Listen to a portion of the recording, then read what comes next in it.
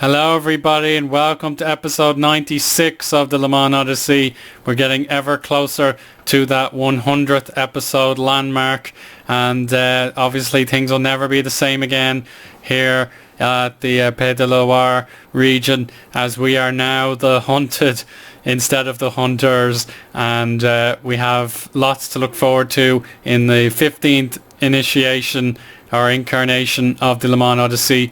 Last season obviously was the dream come true.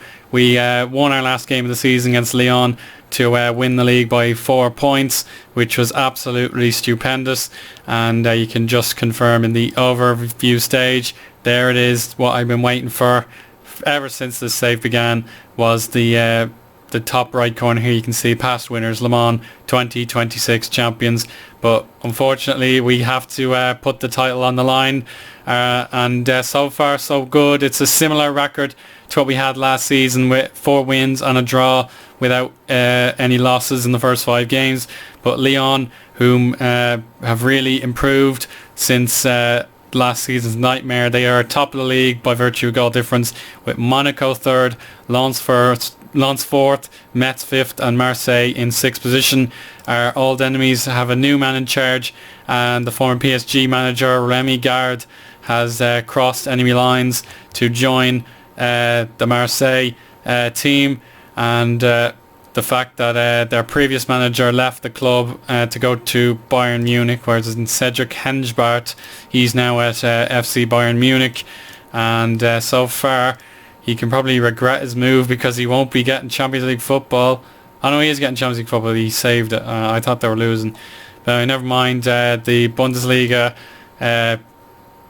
Bundesliga team have demanded their title back, and it's been a long time without it, so definitely a gamble for Monsieur Hengebart to leave Marseille, but that leaves that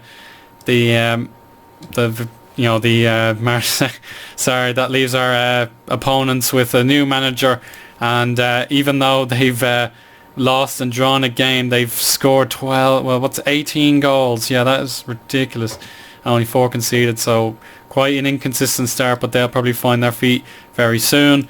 How are we at this stage? Let's just look at our pre-season, which was absolutely faultless, apart from probably this result here, as we played Paris Saint-Germain in the Community Shield equivalent, or the President's Trophy equivalent, and we were 2-0 up at half-time, but we gave up the lead to Agostinho Caccia, who's now torn his hamstring, which is very unfortunate. So he got 2 goals for PSG, and that left us in the penalty shootout situation where we were 3-2. What was it? We scored 2 penalties for 2-0. Then we missed 2 penalties in a row, and that allowed them back into the match. But thankfully they missed our last penalty to give us a narrow 3-2 win on penalties, and so we entered the league in great form. 1-0 win over Metz, a very late drama through Bernard Mohamed, but no such problems over Laval at home, 3-0. Lyon gave us a tough test, and it's good to be over and done with them for the time being. It was a very tough game. We probably could have won it, but they had one really good break and scored. We had another tricky tie against Rennes. Again, it was a matter of starting very brightly and giving it away after getting complacent, but then Bastia, eventually we broke them down. It was a very, very tough game, and you can see, even though we're the champions, we are struggling to make our dominance felt. We really need to do something about it. And let's just talk about the Champions League very briefly. We've got our draw, and we are in Group E with the team that knocked us out last season, Real Madrid, but we also have Galatasaray, who knocked us out of the Europa League a few years ago, and then we have Maribor from Slovenia to contend with. So we are the second seeded team, which is great. We're among one of the elite 16 or so clubs in Europe, and you can see all the remaining groups here. Some very interesting teams such as Queen's Park Rangers and Granada are here, Cagliari, all sorts of interesting teams. We have 4 French teams in the Champions League group stages, which is absolutely amazing, and it's definitely a great compliment to the league that we have 4 clubs in this stage, but we can talk about some other bits for you very quickly. Shebe Shrivers scored his 156th goal in Ligue 1, which is good enough to beat Foussieni Cisse's tally of 155, but he's still got a little way to go to break Foussieni's overall record, which is about, I think, 180 or something. I have to confirm that, but congratulations to Shebe overtaking his protege, or sort of his mentor, Foussieni Cisse, in Ligue goals scored, and I'm very proud of him. What else can we talk about? The finances, yeah, we can definitely mention them. You can see that we've lost quite a lot of money since the season's begun, even though we've made a few sales through transfers out and that sort of thing, but not looking good in the finances. We just spent far too much on wages, and players' demand rises basically no matter what, and it's just not a lot I can do.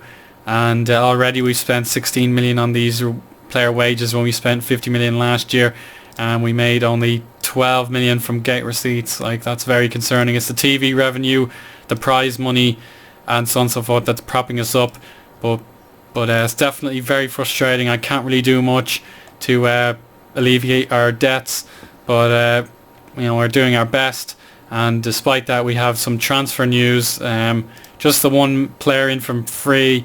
You may have seen him in previous episode, but Ventsislav Svenskov from Bulgaria is our new left winger, and he's not quite a natural AML, which is what I want, but he can play NL and wing back perfectly, which is great. We may want to train him up as AML just to make sure he fits in, but not a stunning start by any means, but he's definitely learning his trade, and he should be an exciting signing going forward. Coming out of the club, we've sold Thomas Alan for 1 million. We have a loan out, Jonas Otieno. He's gone out of the club. Several frees there. Bruno Bonan is gone. We'll miss him, even if he wasn't the greatest of players, but he did his best for the club while he was here. Ahmed Haddad for 775,000. Victor Tamayo, he was the guy who my director of football brought in, and I couldn't tell him no, so we decided to make a 3 million euros profit on him, and he's doing very well so far, which is great to see. I don't think he was ever going to make it at this club. And then one last money sale, Bruno Dubois has gone to Arles Avignon. 2 loan deals I want to talk about. Elias Chevalier, he's gone out on loan to get some experience in Belgium, while Svenskov has he learns at the club itself. So I wish Chevalier luck. And Andy Munster, who's our 16-year-old keeper, the third choice behind Bernardo and Lambert, he's gone to Fulham to play on loan, and on his debut he kept a clean sheet. He got the Man of the Match award, with a 7.50. That was sensational. I can't wait to see how else Fulham can utilise my goalkeeper. And that's basically the majority of things I want to talk about. There's no real need to talk about our players' goal scoring rates or anything like that. But one thing, I'd like to leave it open to you guys, because there are some things I do neglect quite often, such as our reserves. We won the title so often, I rarely remember to mention it, but we've won that title so many times, very interestingly. And also the Youth League, the Under-19s group, we are multiple champions of that as well, but we've never managed to defend it, curiously enough. We're a bit like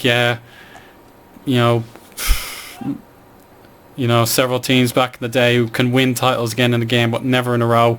And it's Stade Rennes who provide that buffer between us and the title defence. But if you want to see my youth team, I'll be more than glad to show you in the next episode. We've got some good players, and I made some room in the in the youth team, as I'm trying to get rid of some of the not so good players without terminating contracts or anything like that. But that's mostly what I want to talk about, guys. The next few episodes, if you're still interested, let me know what you'd like to see, and I'll bring it back after 3 Champions League games. We won't live com the Real Madrid one. You've already seen what it's like to play at the Bernabeu. but we'll hopefully get past this tricky trio of ties and see how the league is going heading into a busy end of October period. PSG, Monaco and Toulouse, that's very difficult, but we'll hopefully juggle our commitments and come out the other end successfully. So we've added a new trophy to the cabinet. That was a great benefit, really. I'm so proud of the club for that one. Anyway, you can just confirm it now. It's a rather meaningless trophy, but it's there in the cabinet and it's ours forever.